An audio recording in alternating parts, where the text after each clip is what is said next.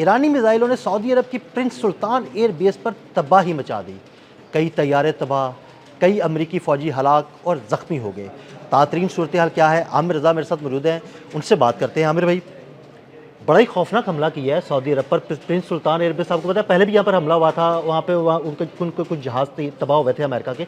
अब फिर एक हमला हुआ है, कई जहाज़ तबाह हो गए हैं और कई अमरीकी फ़ौजी भी मारे जाने की इतलात हैं। देखिए, इतलात तो ठीक हैं, जिस तक आप बात कर रहे हैं खुद तो अमेरिका मान रहा है कि उसके फ़ौजी जो हैं ज़ख्मी हुए हैं, लेकिन क्योंकि इस पूरी जंग के अंदर एक प्रोपोगंडा जो है वो अमेरिका कर रहा है कि उसके फ़ौजियों की मरने वालों की तादाद सिर्फ 13 है, जबकि मैंने कल आपके साथ बात की थी तो पासदानी इनकलाब के पास जो फिगर है, अच्छा, ये पासदानी इनकलाब के पास 800 का फिगर उनका अपना नहीं था, रशियंस का था जो पासदानी इनकलाब ने जारी किया है। चले, मैं इसको ना 800 मानता हूँ ना 13 मानता हूँ, मैं दोनों नहीं मानता, लेकिन कल प्रिंस सुल्तान एयरबेस पर हमला हुआ है। ये सऊदी अरब पे हमला हरगिज़ नहीं है। मुसलमान अपने जज्बात को काबू में रखें। अभी तक सऊदी जो लोग हैं वो महफूज हैं ईरानी बमों से, सऊदी सिविलियन को निशाना नहीं और ये दूसरी मरतबा हमला हुआ है। इससे पहले जो हमला हुआ था उसमें इनके जो एयर टू एयर फ्यूलिंग केसी 135 थे, वो 5 जहाज़ जो है तबाह किए थे, खड़े खड़े तबाह हुए थे, लेकिन यहाँ पर से फाइटर प्लेन ऑपरेशन जारी था, उसको अब तबाह कर दिया गया। देखिए, अब जो हमला हुआ है उसमें इनके फाइटर प्लेन्स कई तबाह हुए हैं। जो फुटेज है, मैं आपको अभी वो उसकी फुटेज शायद आप ना चलाएंगे, हम तस्वीरें भेजता हूँ, कोशिश करेंगे, मैं आपको दे देता हूँ, जिसमें बाकायदा निशानदेही की गई है। और ये रशिया कर रहा है सैटेलाइट की मदद से कि कहाँ कहाँ कौन कौन सा जहाज मौजूद है। ईरान के तो सैटेलाइट है ही नहीं, वो रशिया या चाइना है जो दोनों उसको इन्फॉर्मेशन देते हैं। मैं आपको रशिया का ही मैं आपको प्रूफ दे रहा हूँ। ठीक है, ठीक हो गया कि वो दिखाएंगे किस तरह से जहाज़ों के ऊपर बम गिरा और उसमें कहाँ कहाँ कौन कौन से जहाज़ प्लेस थे जो तबाह हो गए हैं। बड़ा नुकसान हुआ है। मैं ये समझता हूँ कि अब तक की जंग का अगर अमेरिका को सबसे बड़ा नुकसान हुआ है तो वो ये है, अच्छा, प्रिंस सुल्तान एयर बेस अब नो मोर, यानी बिल्कुल फंक्शनल नहीं रही। अब ये एयर बेस बिल्कुल फंक्शनल नहीं रही। हालांकि बहुत बड़ी इसका जो रनवे है वो तबाह हो चुका, इसके हैंगर तबाह हो चुके, इसका कमांड एंड कंट्रोल सेंटर, इसका रडार सेंटर सब उड़ा के रख दिया, और ऐसी बमों की बारिश की है कि इनका कोई जहाज़ वहाँ पर मौजूद, चाहे वो फाइटर प्लेन था, चाहे वो आर्मी का कोई जहाज़ था जो कि उसके लिए सामान की रसद के लिए इस्तेमाल होता है, कार्गो शिप जिनको जहाज़ कहते हैं। यहाँ से ले ले। हाँ जी, वो कार्गो जहाज़ जो है वो हैं, वो तमाम कप्तान से C-130 है, इसी तरह के जहाज़ C-1317 है। ये सारे जहाज़ जो हैं वहाँ पर तबाही के मनाज़र हैं। अमेरिका मान रहा है कि उसके बहुत सारे फ़ौजी जो हैं वो ज़ख्मी हुए हैं, लेकिन हलाकतों की तादाद क्योंकि ये नहीं बताते हैं, ना ये ना इसराइल, और ये एक ऐसी पॉलिसी होती है, ईरान भी नहीं बताता। हाँ जी, आपका नुकसान क्या हो रहा है इसको आप उसी हद तक देते हैं जिस हद तक, लेकिन इस एक हमले के बाद सऊदी अरब में कानून बन गया है कि अब आप वीडियोस नहीं बना सकते हैं। बिल्कुल, जिस तरह दुबई वगैरह और जिसने ये वीडियो बनाई उसको हम गिरफ्तार करेंगे और उस पर कानूनी कार्रवाई की जाएगी। इससे अंदाज़ा करें कि कल प्रिंस सुल्तान एयरबेस पर क्या क़यामत गुजरी होगी, क्या लम्हा सा गुजरा होगा। सा जो है ये भी एक कुरान पाक की वो है। क़यामत तो खैर अलग चीज़ है, क़यामत नहीं कहना चाहिए, सा है जो इन पर गुजरा है, या ज़लज़ला है जो इन पर गिरा है, तूफ़ान था जो कल इन पर गिरा है। और प्रिंस सुल्तान एयरबेस के बारे में आपको बता रहा हूँ कि इसको टारगेट करके उन्होंने खामोश करा दिया है। अब ये इसको ठीक होते या इस्तेमाल के काबिल बनाते बनाते भी इनको लंबा अरसा चाहिए होगा। 6 से 8 माह कम से कम चाहिए। ये एक बड़ा स्ट्रेटजिकली बड़ा अड्डा था, और सऊदी अरब से अड्डे का इस्तेमाल इसलिए भी बड़ा अमेरिका के लिए अहम है क्योंकि हम जब सऊदी अरब का नाम लेते हैं तो हमारे दिल को एकदम से खिंचा, मुस्लिम मुझे तो आती है, सबको आती होगी। मैंने इसलिए बिल्कुल, आपने जब बात शुरू की तो मैंने आपको कहा कि भाई सऊदी अरब पे हमला नहीं है, हाँ जी, ये अमेरिका पर हमला है।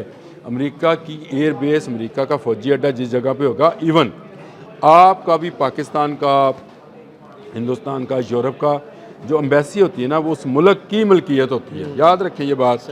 तो ये अड्डे जो हैं अमेरिका की मलकियत हैं ये सऊदी अरब में, नाम इनके इसी तरह से होंगे, कोई कासम, कोई सुल्तान, आप वहाँ पर कोई सऊदी आम सऊदी वहाँ से गुजर नहीं सकते। बिल्कुल ऐसे ही। मैंने आपको अल-अदीद देखा हुआ है ना मेरा, तो मैंने आपको बताया था कि अल हदीद के बारे में कि वहाँ पे वो कतरी कहते थे हमें यहाँ से अंदर नहीं जाने देते ऐसे ही ये गेट है, हम तुम्हें गेट दिखा सकते हैं। मैं इवन लाहौर की एम्बेसी की बात करता हूँ, अमेरिकन एम्बेसी की। तो आप नहीं जा आप हम नहीं जा सकते। मुझे आज ही इत्तेफाक हुआ उसके पास से गुजरने का। वो कॉर्डन ऑफ किया हुआ एरिया और वो अंदर जाने की किसी को वो इजाज़त नहीं टेरिटरी है। किसकी है? बिल्कुल अमेरिका की। तो इसलिए अमेरिका पर हमला होता है। ये आप इसको जो यूट्यूबर्स और जो मीडिया हेड्स और न्यूज़ जो है वो इसको सऊदी अरब पर हमला करार देते हैं ना, प्लीज़ इसको ज़रा ये ना करें। इसको ज़रा हाँ ये आप यहाँ के मुसलमानों को भी आपस में जो है तजाद का शिकार कर रहे हैं। आमिर भी बड़ी मज़े की बात है कि देखें इतनी बड़ी उनकी एयर बेस है अमेरिका की, उधर इंटरसेप्टर, उनके जहाज़, सब कुछ, लेकिन देखें कि ईरान से मिसाइल चले, उन्होंने वहाँ पर तबाही मचाई और वो मिसाइलों के रोक नहीं पाए। देखिए वो प्लान ईरान का प्लान ए यही था और जो उसको बना कर दिया गया या उसने खुद बनाया मुझे नहीं पता, वो ये था कि पहले आप इनके इंटरसेप्टर्स ख़त्म करें। पहली सूरत ये थी कि इंटरसेप्टर्स चेक किए जाएं कि कहाँ कहाँ पर मौजूद हैं। अच्छा उसके लिए शायद 136 को बिल्कुल वो अब वो दुनिया का पॉपुलर तरीन इस वक्त हथियार शायद 136 बन गया है।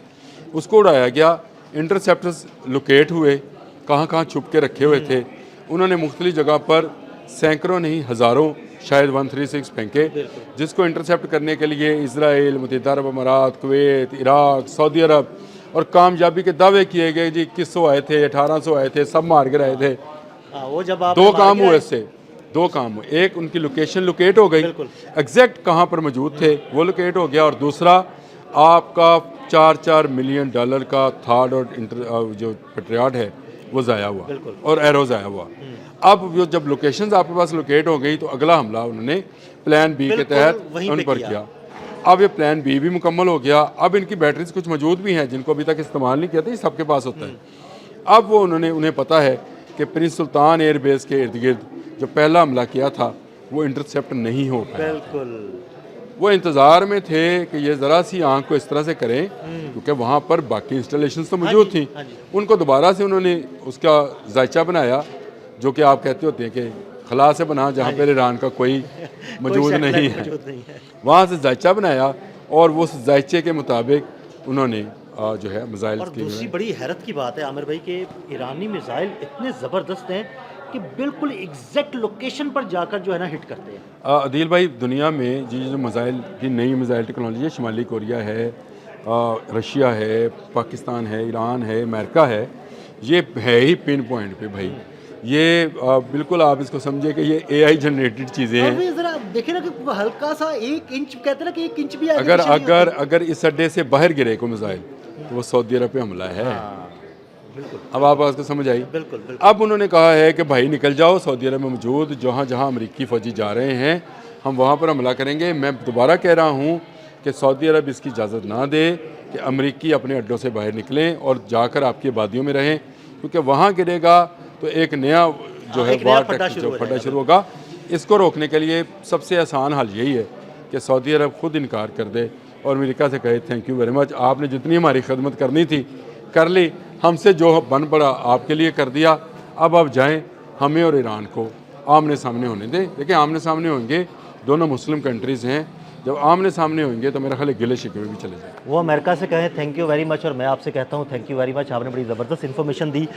मज़ीद अपडेट्स के लिए हमें फॉलो करते रहें। अदील अहमद और आमिर रज़ा को इजाज़त दीजिएगा। अल्लाह हाफ़िज़।